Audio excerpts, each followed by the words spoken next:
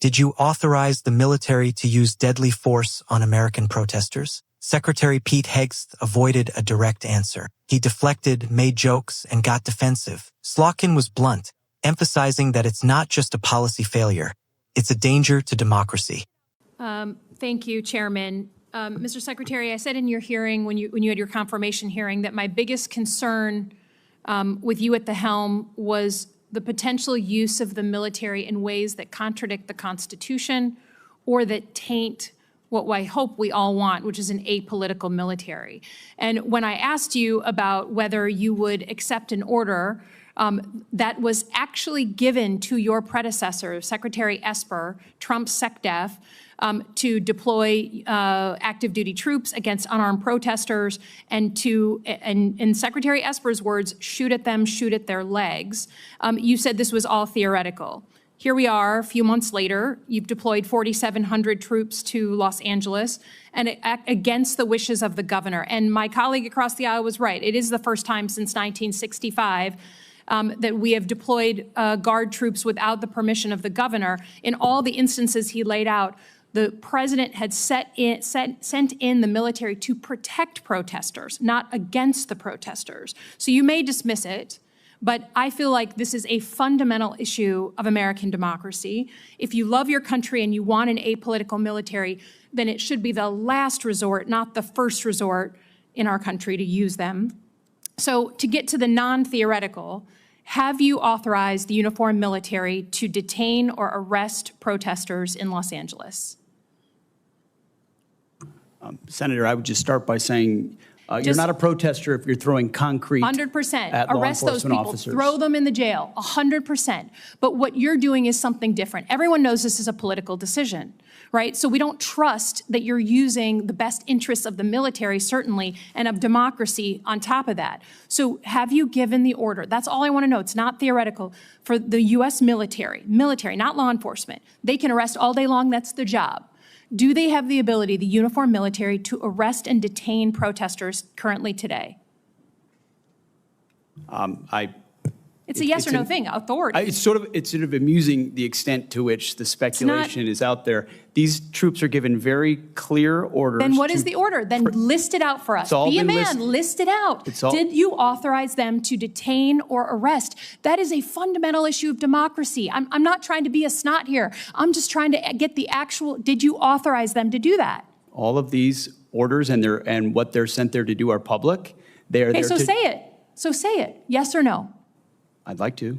Please, yes or no? As I've said time and time again through interruption, they're there to protect law enforcement, do they have ICE the ability officers to arrest? who are trying to do their job, deporting illegals who were allowed in by the previous administration. So they cannot arrest and detain citizens of the United States, the uniformed military. As we've stated, if necessary, in their own self-defense, they could temporarily detain and hand over to ICE. But there's no arresting going on. And you know this better than you're trying to play political games. There's no arresting of U.S. personnel. Of the U.S. military against members of the protest. Have you authorized U.S. military cyber tools to investigate people participating in these protests? Yes or no?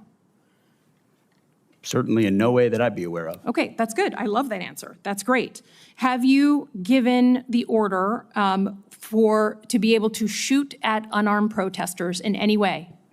I'm just asking the question. Don't laugh. Like the whole country. And by the way, my colleagues across the aisle. What is that based on? What evidence would you have that an order like that has ever been given? It is based on Donald Trump giving that order to your predecessor, to a Republican Secretary of Defense, who I give a lot of credit to because he didn't accept the order. He had more guts and balls than you because he said, I'm not going to send in the uniformed military to do something that I know in my gut isn't right. He was asked to shoot at their legs. He wrote that in his book. That's not hearsay. So your poo-pooing of this, it just shows you don't understand who we are as a country, who we are. And all of my colleagues across the aisle, especially the ones that served, should want an apolitical military and not want citizens to be scared of their own military. I love the military. I served alongside my whole life, so I'm worried about you tainting it. Have you given the order? Have you given the order that they can use lethal force against honor? I want the answer to be no. Please tell me it's no. Have you given the order? Senator, I'd be careful what you read in books and believing it, except for the Bible. Oh, my God. So your former predecessor, I guess that's not enough for you. Okay, on Iran. I don't think there's a debate. There's like a cat fight going on in your own party about whether to go after Iran. Have you commissioned any day after planning? So any force protection, any use of ground troops in Iran, any cost assessments? Because I don't think we doubt what we can do as a country in the attack. It's the day after with Iraq and Afghanistan that so many of us have learned to be so deeply concerned about. Have you authorized day after planning? As I've said, we have plans for everything, Senator. Okay. A former CIA officer has committed her life to defending this country. Her goal during this hearing was clear: to stop the military from being politicized. She reminded Secretary Hegseth that his predecessor, Republican Secretary Mark Esper, had refused Donald Trump's order to send troops to disperse unarmed protesters and to aim at their legs. Esper rejected that order. Hegseth, however, called the situation theoretical, but it's no longer just a theory. Hegseth sent 4,700 troops to Los Angeles despite the governor's objections, marking the first time such an action has taken place since 1965. Slotkin was direct with her questioning. Did you authorize the military to detain or arrest protesters? Hegseth deflected, claiming that the troops were there to assist law enforcement. But Slotkin pressed on.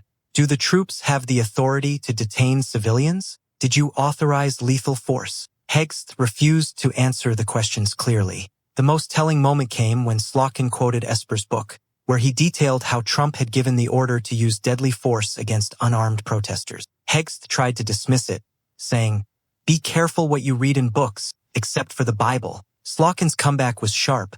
That shows you don't understand the core values of this country.